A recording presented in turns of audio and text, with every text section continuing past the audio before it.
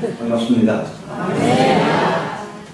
저는 신대신학대학교에서 35년 동안 평생을 교수 생활하면서 신학생들을 가르쳤습니다. 그리고 은퇴한 후 지금 4년 반째 명예교수로 학생들을 여전히 가르치고 있습니다.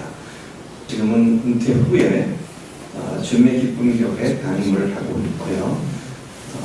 그렇게 보면 지금까지 주님 앞에 근 40년 가까이 목회자로서 사역자로서 생활을 해왔습니다. 그것은 다름이 아니라 왜 예수님을 주님으로 모신 사람들이 구원의 확신을 갖고는 있지만 실제로 삶에 예수님이 주인이 아니실까? 라고 하는 의문이었습니다. 여러분들이 보신 것은 800여 편의 간증 중에 무작위로 10여 명을 뽑아서 앞에 그들이 무슨 문제가 있었는데 어떻게 해결됐다 하는 것을 소개해 드렸습니다. 800명이 간증을 했다는 말은 인생의 800가지 문제가 딱 한 가지로 복음으로 해결된 줄로 믿습니다. 복음이면 충분합니다. 복음이 충분하지 않아서 거기가 뭘 자꾸 보태게 되는데요. 복음을 제대로 알면 그 복음이 우리 모든 삶의 문제까지 다 해결하는 하나님의 능력인 줄로 믿습니다. 그렇게 말한다고 하는 것은 정답을 말하는 건데요. 우리가 죄인인데 죄인의 의를 하나님께서 사랑하셔서 아들 예수 세상에 보내시고 우리들이 죄를 위하여 십자가에서 죽게 하시고 그리고 사흘 만에 부활시키셨으며 이제 그분을 회개하고 예수님을 마음에 주님으로 모시면 구원받는다. 아멘이세요? 아멘이죠? 그래서 이 복음 메시지를 구성하고 있는 요소들을 잘 살펴보면 제일 처음에 죄, 우리가 죄인이라고 하는 것입니다. 두 번째, 하나님 우리를 사랑하셔서 예수는 십자가에서 죽으셨다는 십자가 얘기입니다. 그리고 사흘 만에 다시 살아나셨다고 하는 부활 얘기입니다. 그래서 이제는 회개하고 이제는 예수를 주님으로 영접하면 우리는 영원한 생명을 얻고 하나님의 자녀가 되고 하나님의 백성이 된다. 아멘? 아멘. 자, 제가 지금 말씀드린 이 내용들을 가지고 어디에 구멍이 있었는지를 하나하나 하나님께 대한 회개를 해야 한다. 그렇게 말하고 있는데 그동안 했던 회개를 보니까 하나님께 대한 회개라기보다는 도덕 윤리적으로 사람들에게 지은 죄와 자기 양심에 거기는 죄 이런 것들을 회개했지 하나님께 대한 죄를 무슨 죄를 회개하며 어떻게 회개한지가 제대로 언급되지 않고 다뤄지지 않았구나 그런 사실을 보게 되었습니다. 아무렇지 일입니다. 죄가 그런 것인지 처음 알았다고 부활이 그런 의미인지를 처음 들었다고 예수를 영접한다는 것이 그런 의미인지 처음 들었다고 이런 얘기를 누가 하냐면 신학생들이 하고요 목회자들이 하고요 저는 지금 속에서 불이 나요.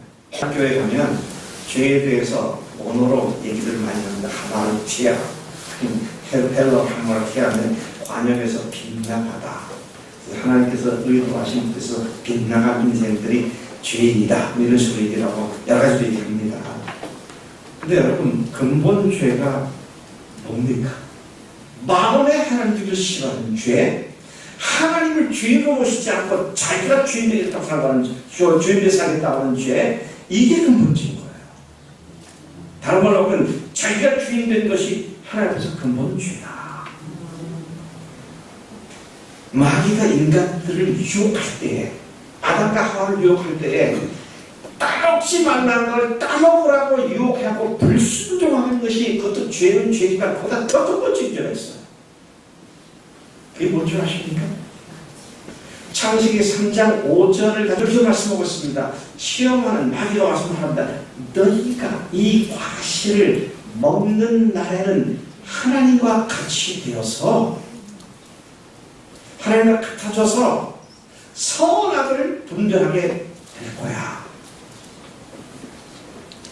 여러분, 마귀가 지금 얘기하는 게 뭐예요? 네가 하나님과 같이 될 거다. 지금 그렇게 얘기하는 겁니다. 인간이 하나님의 피조물인데 피조물 스스로가 자기를 하나님 자리에 높이게 되는 그런 결과를 가져올 테니 그걸 따먹어. 그렇게 유혹한 거거든요.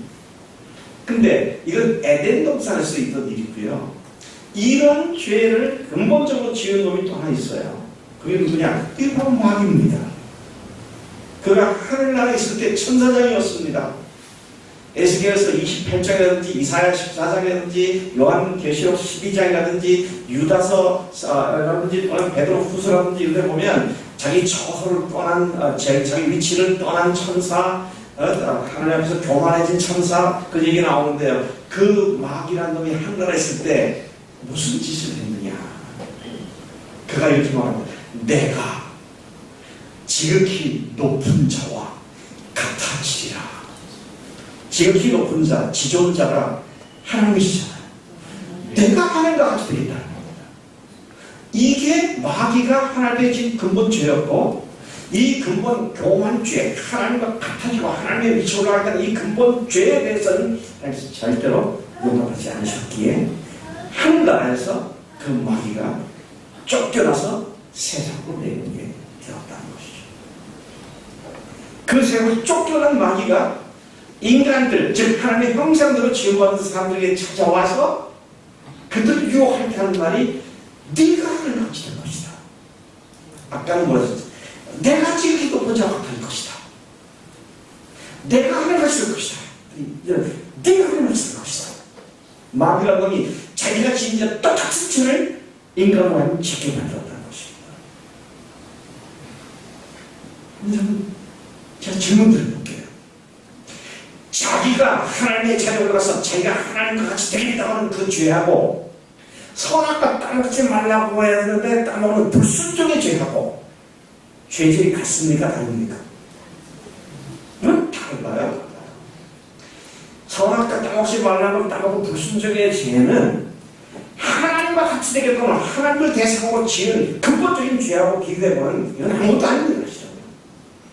그렇게 자기를 높였기 때문에 불순종을 뒤따라오게 되어 있는 거예요. 자기가 하는 자리에 올라가니까 그대로 21가지 죄악들은 그대로 그냥 자연스럽게 따라오는 것이 될 것 같습니다. 그러니까 하나님 앞에서 우리가 죄 용서를 받고 하나님의 영원한 자녀가 되기 위해서는 이 근본 죄가 분명하게 회개되고 해결돼야 그게 진정한 의미의 그리스도인들의 삶으로 변화를 일으키는 줄로 믿습니다.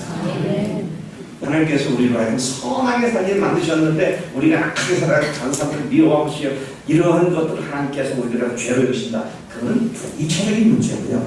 하나님 자신을 거부해버리고 자기가 하나님 자리에 올라가서 자기가 자기 인생의 주인 돼갖고 선악을 분별한다는 말이 무슨 말입니까? 옳고 그름의 기준이 자기가 되어가지고 다른 사람들은 함부로 정죄하고 판단하고 이런 삶을 사는 인간들이 된 것이다. 따라서 우리는 죄에 대해서 분명하게 인식하고 알고 또 회개해야 할 것은 내가 주인된 죄, 마귀가 지은 죄와 똑같은 주인 죄를 내가 지은 그런 존재구나. 이 사실을 직면해야 한다는 것입니다.